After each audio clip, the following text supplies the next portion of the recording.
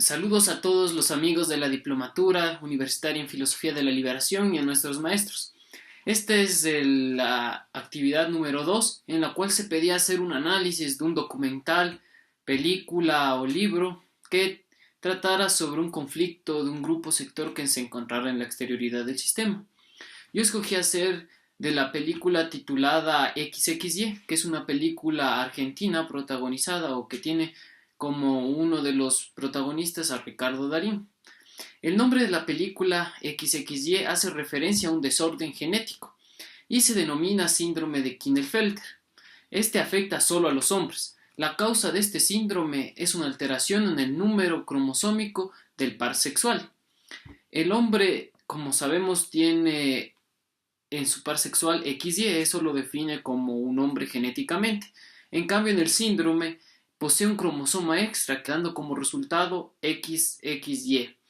La presencia del cromosoma Y, sin embargo, determina que biológicamente presente las características físicas de un hombre, es decir, entre otras cosas, el órgano reproductor masculino.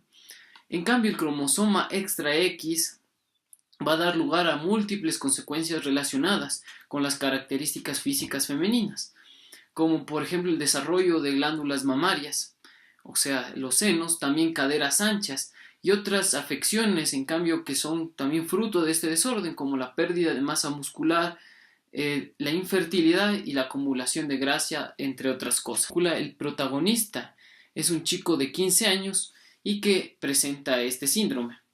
Él es criado culturalmente como una mujer, bajo el concepto de lo femenino, el concepto vigente de lo femenino, y al contrario del tratamiento normal, se potencia el desarrollo de las características físicas femeninas.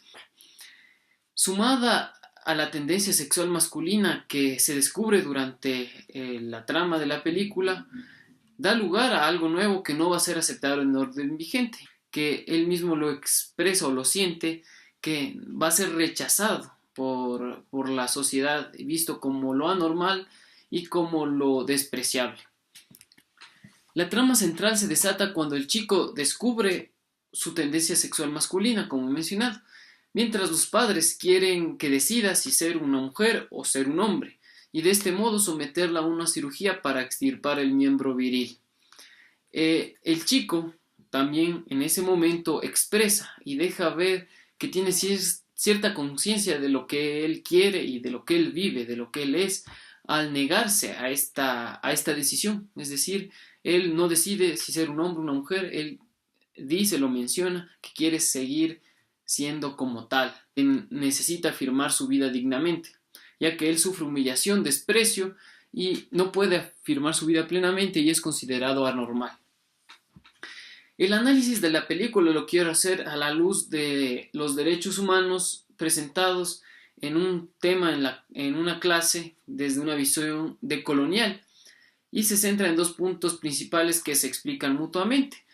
Es la posibilidad de la violación de los derechos humanos aún con la vigencia de las normas, y la otra, que también tiene mucho que ver con esto, es la modernidad colonial eurocéntrica que impone como característica de ella una razón universal, o pretende imponer una razón universal que va a negar a otras culturas, considerarlas inferiores y despreciar todas otras definiciones o posibles definiciones que se puedan dar en cuanto a conceptos culturales, económicos, entre otros. Esto, como bien se sabe, puedo hacer ahorita el análisis del primer punto, que es el discurso de los derechos humanos que se instauró por una burguesía naciente y que posee una concepción moderna, es decir, capitalista, colonial y europea. Y dentro de esta totalidad de sentido no está considerado en el tema de género otro que no sea masculino y femenino.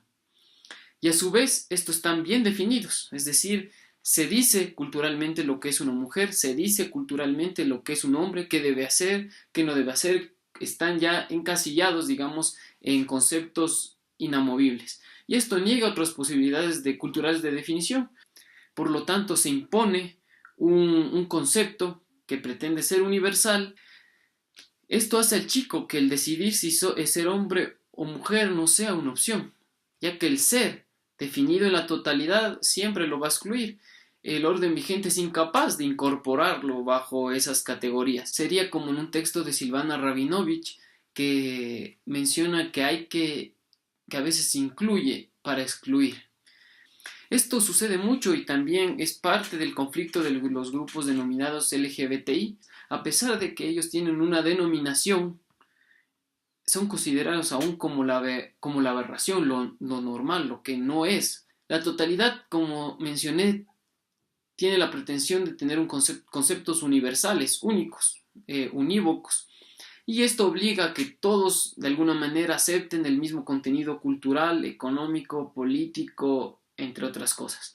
Entonces el sistema se puede como totalizar, es decir, se puede creer la realidad misma. Por tanto, bajo este marco de pretensión de universalidad de la razón dominante y universal, también el concepto de género tiene pretensión de ser unívoco. Bajo las categorías de la filosofía de la liberación, la alteridad permite planteamientos de palabras y conceptos polisémicos, es decir, al contrario de la modernidad que es unívoco, uno y dominante, por lo tanto a los demás, se plantea conceptos que existen conceptos polisémicos y que pueden estar unidos por semejanza.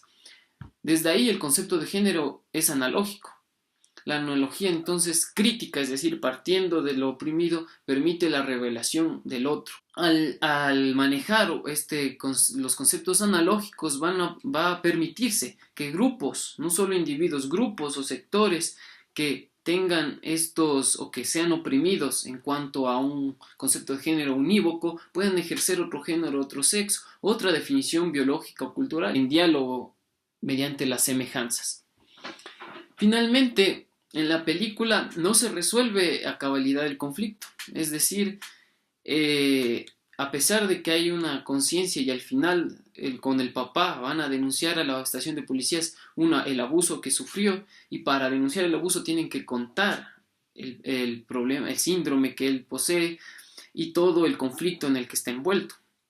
Pero el chico decide hacerlo porque él ya no quiere ocultarse, quiere afirmar lo que es y no quiere sentirse dominado de ninguna manera.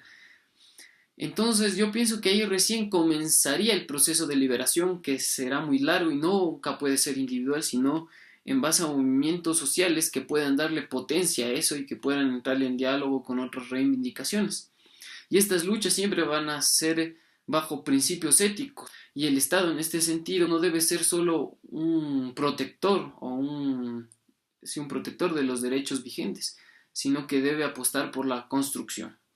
Yo les recomiendo que vean esta película, hay muchas cosas que analizar, yo no pude analizar todo, pero a la luz de este marco teórico, la verdad que entendí muchas cosas, como mismo dice el maestro Dussel, la filosofía no piensa, la filosofía de verdad esto sirve para analizar la realidad y dar salida. Se abre el panorama del género y da dignidad a las personas que no buscan tolerancia ni una minoría que debe ser respetada, sino la afirmación de su propia vida y de lo que son.